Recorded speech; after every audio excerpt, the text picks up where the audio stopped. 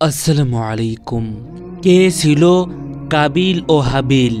কেন তাদের দুই ভাইয়ের মাঝে এত যুদ্ধ চলেছিল? ভিডিওটি শেষ পর্যন্ত দেখুন। কি ছিল তাদের মাঝে? কাবিল ও হাবিল দুই ভাইয়ের ঘটনা পৃথিবীতে ইতিহাসের অত্যন্ত গুরুত্বপূর্ণ। ইসলামের ইতিহাস অনুসারে কাবিল ও হাবিল তাদের মাধ্যমেই প্রথম কোরবানি শুরু হয়। তাদের মধ্য থেকেই পৃথিবীতে প্রথম মৃত্যুর ঘটনা ঘটে এবং তাদের মাধ্যমেই মৃতদেহ কবর দেবার নিয়ম চালু হয়। হজরত আদম আলাইহিসসালাম ও বিবি হাওয়া আলাইহিসসালাম উভয়ে জান্নাতের সুসজ্জিত বাগানে বসবাস করেছিলেন, কিন্তু তাদের পিছু লাগল ইবলিস নামের এক পাপিষ্ঠ শয়তান। ইবলিস চাইল তারা যেন সুখের জান্নাতে থাকতে না পারে।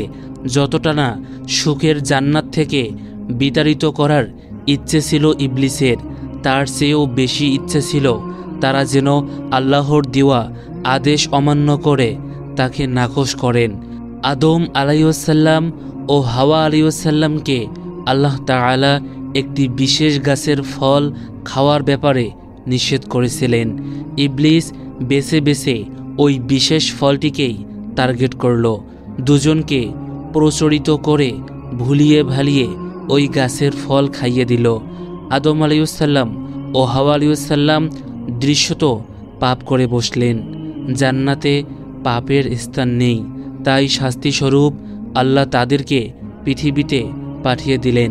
বলা হলো, পৃথিবীতে ভালো কাজ করে নিজেদের মার্জনা করতে পারলে তারা আবারও জান্নাতে ফিরে যেতে পারবেন।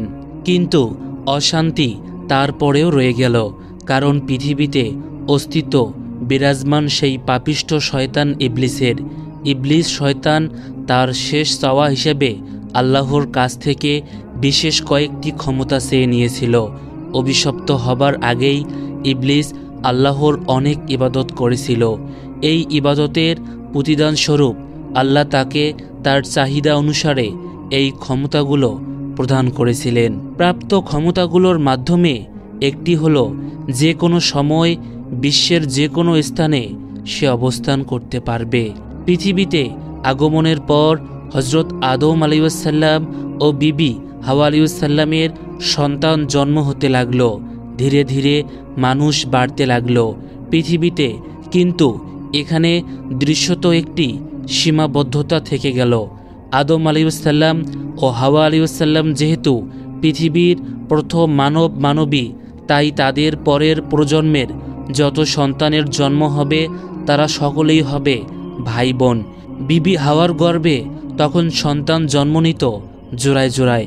প্রতি জোড়ায় একজন ছেলে আর একজন মেয়ে জন্ম হতো। একই জোড়ার ছেলে ও মেয়েরা পরস্পর বিয়ে করতে পারবে না। বিয়ে করতে হলে ভিন্ন জোড়ার কাউকে বিয়ে করতে হবে। কাবিল ও হাবিল ছিল ভিন্ন জোড়ার, তাই তাদের ব্যাপারটি স্বাভাবিক নিয়মেই সমাধান হয়ে যায়। একজন আরেকজনের জোড়ার মেয়েকে বিয়ে করবে, কিন্তু এখানে একটি সমস্যা দেখা দেয়। হাবিলের জোড়ার মেয়েটি তেমন সুন্দরী ছিল না, সেই তুলনায় কাবিলের জোড়ার মেয়েটি ছিল অনেক বেশি সুন্দরী। নিয়ম অনুসারে হাবিল অধিক সুন্দরী মেয়েটিকে পেয়ে যায় আর কাবিল পায় কম সুন্দরী মেয়েটিকে। কিন্তু কাবিল বেঁকে বসে সে হাবিলের জোড়ার মেয়েটিকে বিয়ে করবে না, যেভাবেই হোক নিজের জোড়ার সুন্দরী মেয়েটিকেই বিয়ে করবে। এমন অবস্থায় পিতা হজরত আদম আলাইহিসসালাম একটি মীমাংসা করলেন। তাদের দুজনকে আল্লাহর নামে কোরবানি দিতে বললেন। যার কোরবানি আল্লাহ গ্রহণ করবেন তার ইচ্ছাই জয়ী হবে। কারণ কোরবানি গৃহীত হলো আর কার কোরবানি গৃহীত হলো না তা কিভাবে বোঝা যায়? তখনকার কোরবানি এখনকার কোরবানির মতো ছিল না।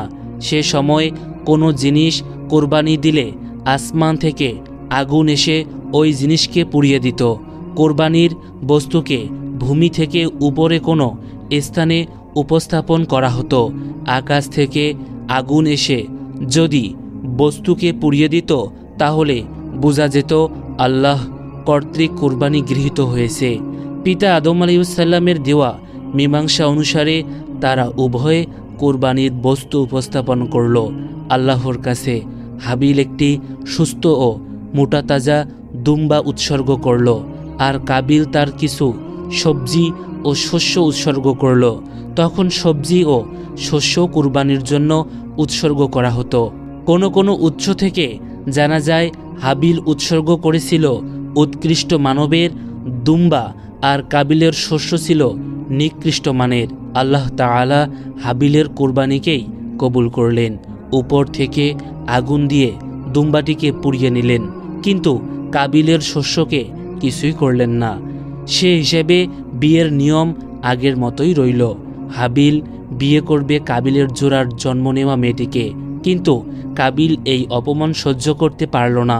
সে ভাবল হাবিলের জন্য তার কোরবানি আল্লাহ গ্রহণ করেননি। কোরবানিতে প্রত্যাখ্যান হওয়াতে এবং স্ত্রী হিসাবে কাঙ্ক্ষিত মেয়েটিকে না পাওয়াতে সে অত্যন্ত রেগে গেল। ক্রোধের বশে হাবিলকে সে বলল, তোর ইচ্ছা কোনোভাবেই আমি পূরণ হতে দেব না। প্রয়োজনে আমি তোকে হত্যা করব, যেন তুই আমার জোড়ার মেয়েটিকে বিয়ে করতে না পারিস। কোনো কোনো উৎসর্গ থেকে জানা যায় তাকে এমন সর্বনাশা ভাবার উস্কানি দিয়েছিল সেই পাপিষ্ট ইবলিস শয়তান। কাবিলের এমন আচরণে হাবিল অনেক সুন্দর উত্তর দিয়েছিল। সে বলেছিল, আল্লাহ তাদের কোরবানি কবুল করেন যার উদ্দেশ্য হয় সৎ, আর তুমি আমাকে হত্যা করার উদ্দেশ্যে আমার গায়ে আঘাত করলেও আমি তোমাকে কিছু করব না, কারণ আমি আমার প্রতিপালককে ভয় করি। কিন্তু এই কথায় কাবিলের উদ্দেশ্যের কোনো পরিবর্তন হলো না। ক্রোধে রেগে গিয়ে সে হত্যা করল তার আপন ভাইকে। এরপরই কাবিলের মন গলে যায় এবং অনুভব করে, আহারে, কত বড় ভুল করে ফেলল।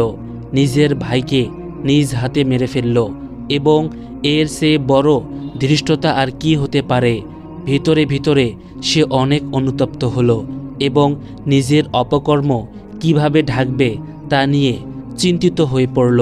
তখনও মৃতদেহ সৎকারের ব্যাপারে কোনো নিয়ম তৈরি হয়নি, কারণ এর আগে কোনো মানুষের মৃত্যু ঘটেনি।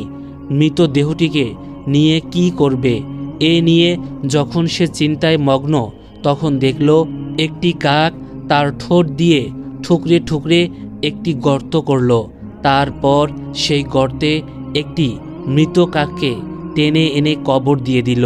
এটি দেখে কাবিল ভাবল তাকেও হয়তো এভাবেই কবর দিতে বলা হচ্ছে, তাই একটি গর্ত করে সে তার ভাইকে কবর দিয়ে দিল। ইসলামের ইতিহাস অনুসারে এটি ছিল মানবজাতির প্রথম কবর। কোনো কোনো উৎস থেকে জানা যায় কাক দুটি ছিল ফেরেশতা, এবং এদেরকে আল্লাহই পাঠিয়েছিলেন যেন এদের দেখে কাবিল শিখতে পারে।